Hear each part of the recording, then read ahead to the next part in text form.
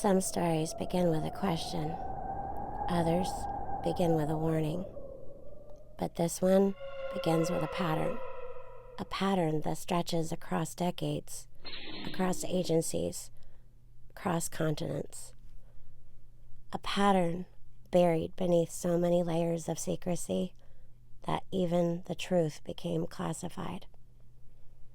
Tonight, we follow that pattern, from World War II laboratories to abandoned bunkers on the edge of America, to the stories that inspired one of the biggest shows on television.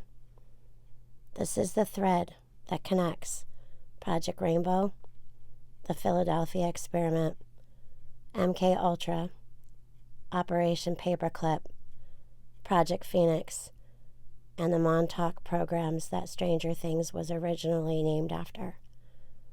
And once you see the thread, you'll understand why they tried so hard to cut it. Before Montauk, before Phoenix, before the rumors of psychic soldiers or dimensional breaches, there was the Manhattan Project. A confirmed program, a real program. A project so massive, so secret, that entire cities were built underground just to hide it. Thousands worked without knowing what they were creating, compartmentalizing silence, obedience. These became the commandments of American secrecy. And when the war ended, the U.S. wanted to ensure one thing, that Germany's scientific power, including its darkest parts, would never fall into enemy hands. This part isn't rumor, it's history. Over 1,600 German scientists, including those involved in experimental physics, psychological manipulation, and early electromagnetic research, were secretly brought into America. Given names, new identities, new missions.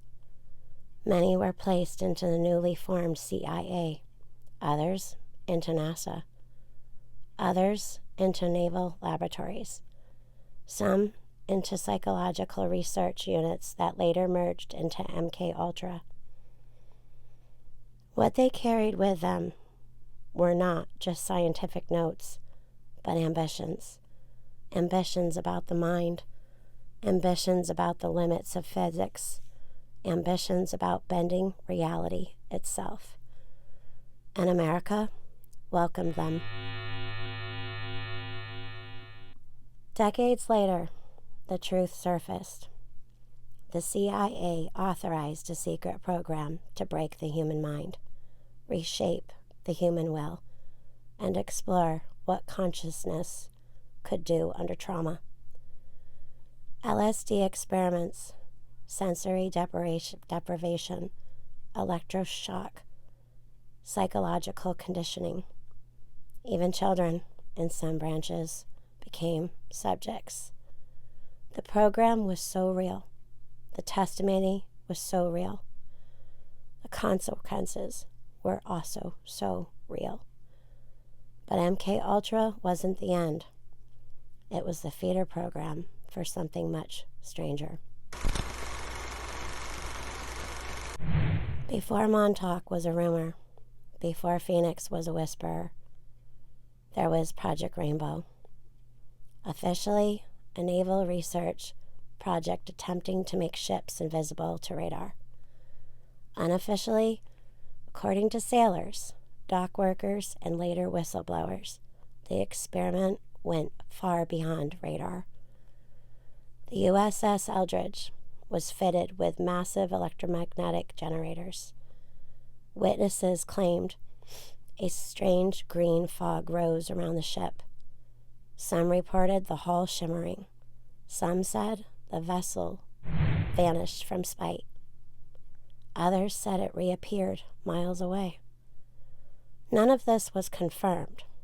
All of it became legend. But what matters is this. The exact type of electromagnetic field technology rumored in the Philadelphia experiment is the same type later reported at Montauk. Same concepts, same goals, same impossibilities, different decade. In the 1960s and 70s, fragments of Project Rainbow, MK Ultra, and Paperclip merged into new classified programs. According to testimonies, this became Project Phoenix. Phoenix was said to study electromagnetic manipulation, psychic amplification, remote viewing, psychological warfare, boundaries between thought and physical response.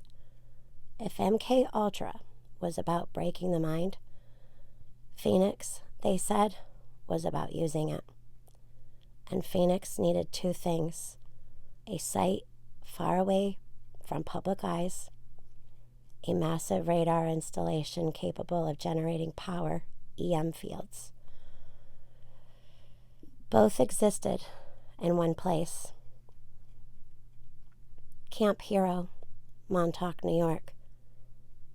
A former Air Force station sitting on cliffs that took out over the Atlantic. Locals said that the radar tower kept running for years after the base was closed. Lights flickered underground. Military police patrolled an abandoned station.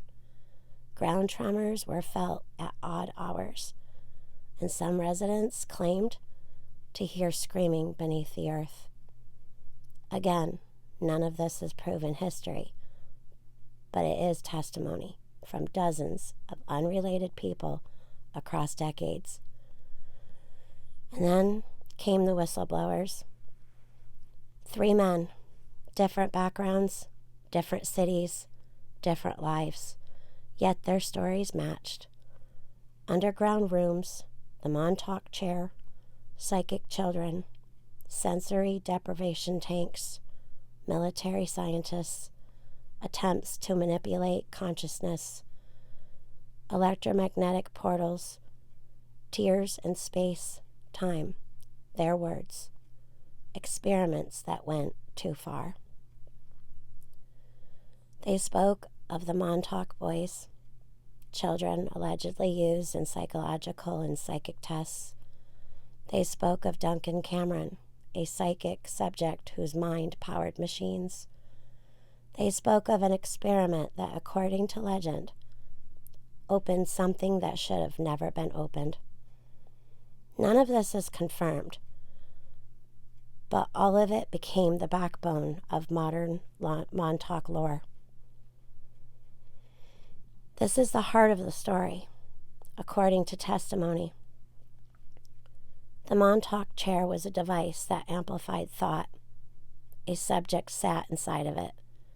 Electromagnetic fields heightened the brain's signals. Thoughts became visions. Visions became projections. And some claim the projections became physical. Again, lore, not proven fact. But when 3 unrelated men described the same machine, the same room, the same procedures, patterns matter. Here's the part most people don't know. Stranger Things was originally titled Montauk. That was the first name, the first script, the first teaser. Because the story wasn't just inspired by Montauk, it was Montauk.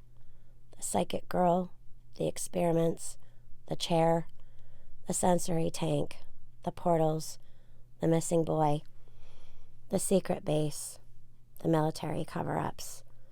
All of it mirrors Montauk lore. Netflix moved to the setting to Hawkins, Indiana, because legal issues and local backlash made the Montauk connection too direct. Even fiction tried to hide the truth. When you step back and look at the timeline, you see a pattern. The Manhattan Project broke the atom. MK Ultra broke the mind. Project Rainbow allegedly bent reality. Project Phoenix allegedly pushed the mind beyond its boundaries. Montauk, according to testimony, tried to combine them all. Whenever mankind reaches for powers they don't understand, the same result is always the same: secrecy, confusion, denial, and spiritual fallout. Some doors are not meant to be opened. Some knowledge is not meant to be wielded. Some experiments echo through generations. Not everything in these stories is proven, but not everything in these stories is fiction either. And that is what makes them powerful. Not because we know every detail, but because we recognize the pattern when we see it. Here is the truth behind all the testimony, rumor, fact, and denial. The human spirit is not programmable. The soul is not a weapon. The mind is not a machine, and God's boundaries are not optional. Every empire that tried to rewrite creation eventually collapsed. Every secret program eventually surfaced. Every hidden experiment eventually came into light. History repeats until we learn from it. This is the story of the projects that they confirmed, the projects they denied, and the legends that refuse to die. I'm Heather, and this is From Conspiracy to Confirmed. This is the Montauk Files, and this is the pattern they never wanted you to follow. Stay tuned in. Stay awake. Stay aware. We'll see you on the next one, on another episode from Lake Files.